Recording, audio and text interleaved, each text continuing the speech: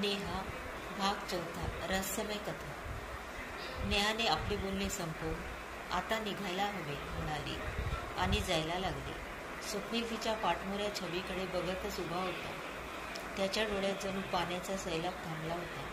त्याचा कंठ भरून आला होता. तिच्या शब्दाच्या वाऱ्याने काळजावर जखम झाली होती. त्याने आपल्या हृदयावर हात ठेवल्याने म्हणाला, all is well dear Swapnil. माझ्या आयुष्यात कधीच दुसरी मुलगी येणार नाही नेहा. खूप प्रेम आहे माझं तुझ्यावर. मी एकटा नाहीच आहे. तू असतेच सतत माझ्या अवतीभोवती. जिथे जातो मी तिथे तुलाच पाहतो.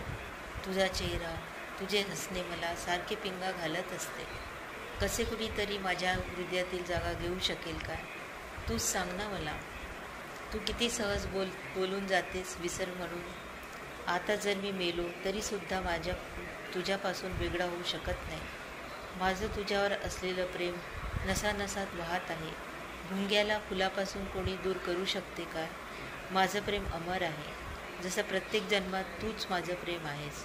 तू विसरलीस तर काय झाले? मी तुझाच राहील नेहा. हे ईश्वर, हे सृष्टी निर्माता, मी प्रत्येक वेळेस तिला आवाज देणार. अजूनही तो तिथेच उभा होता. नेहाने मागे वळून त्याला हाताच्या इशाऱ्याने इकडे ये ना म्हटले.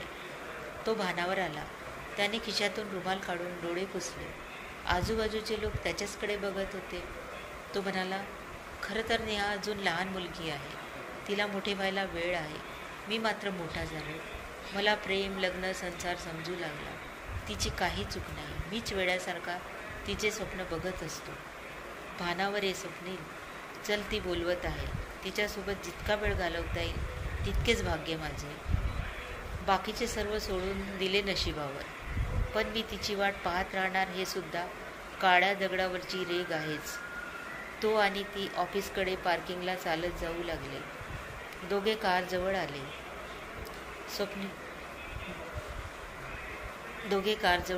स्वप्नीलचे घर ऑफिसपासून जवळ होते तर तो बाईकवर यायचा. नेहा मात्र कारने यायची, नाहीतर कॅब करून येत असायची. चलतोस ना माझ्या घरी? हो चल, पण मी ड्राईव्ह करतो. तिने चावी दिली. तो कार ड्रायव्हिंग सीटवर बसला. ती त्याच्या बाजूच्या सीटवर बसली. तुला माझे घर माहीत आहे काय? तू गुगल मॅप लावतेस का? लावला मॅप, तरी तुला सांगते, मी कर्वेनगरला राहते.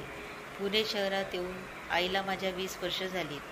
बाबा माझे इथलेच पुणे शहरातील. आई माझी नागपूरची आहे. माझे आजोबा आजी पुण्यात काकाकडे राहतात.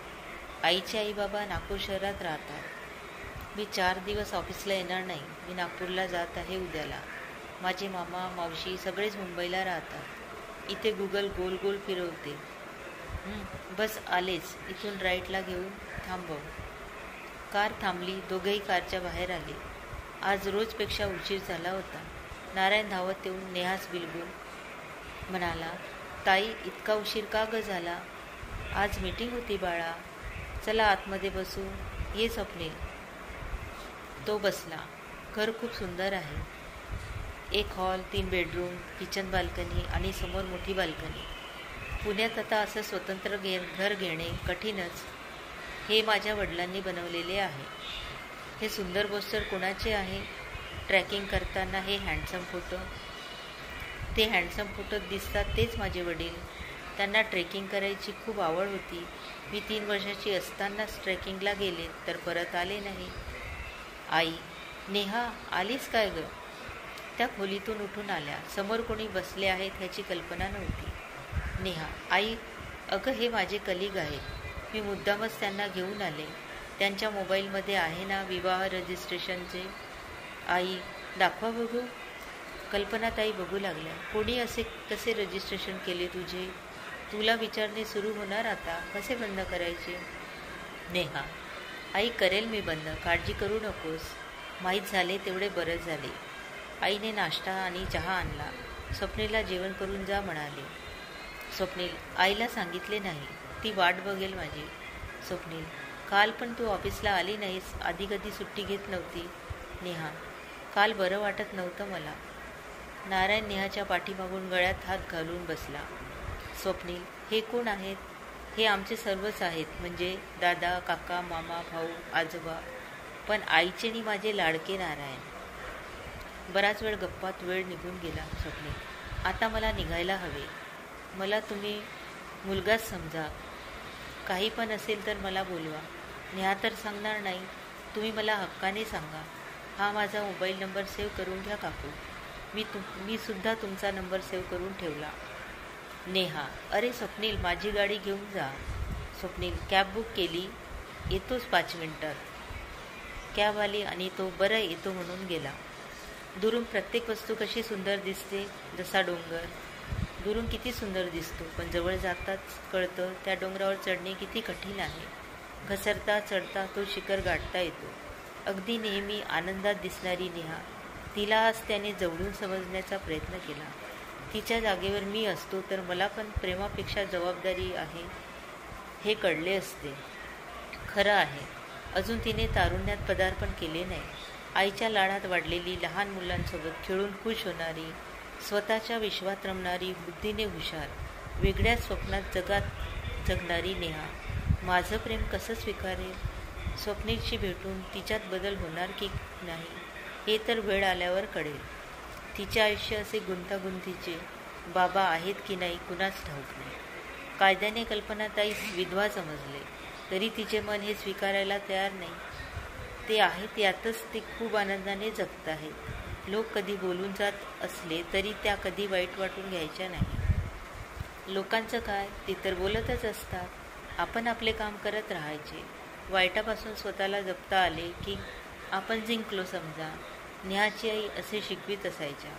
स्वप्नीलला आता नेहा अधिकच आवडायला लागली. नेहाला वाटले हा घरी आला आणि आम्ही दोघीचं बघून हा माझ्यापासून दूर होणार. काहीही असो, त्याच्या घरच्यांना माझ्यासारखी मुलगी कधीच आवडणार नाही. बरं झालं त्याला सगळं कळलं एकदाचं.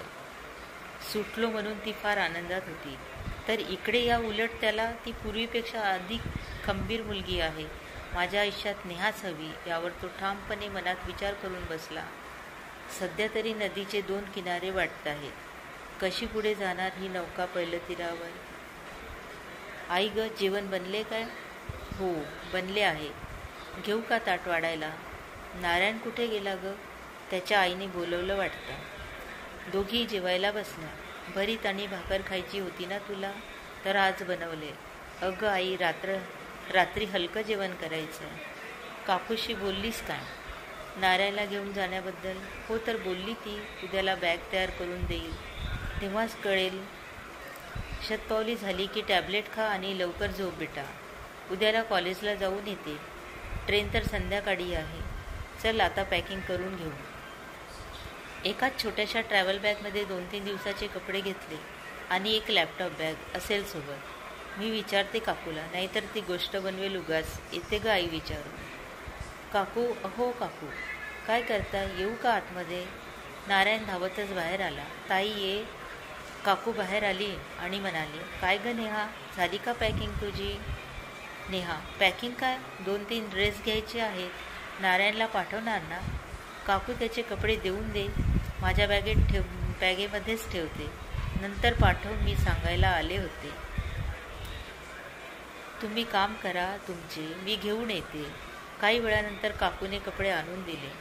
बरं, गुड नाईट काकू. उद्या नवीन प्रवास. ही कथा कशी वाटली नक्की सांगा आणि सबस्क्राईब करा, लाईक करा, कॉमेंट करा. धन्यवाद.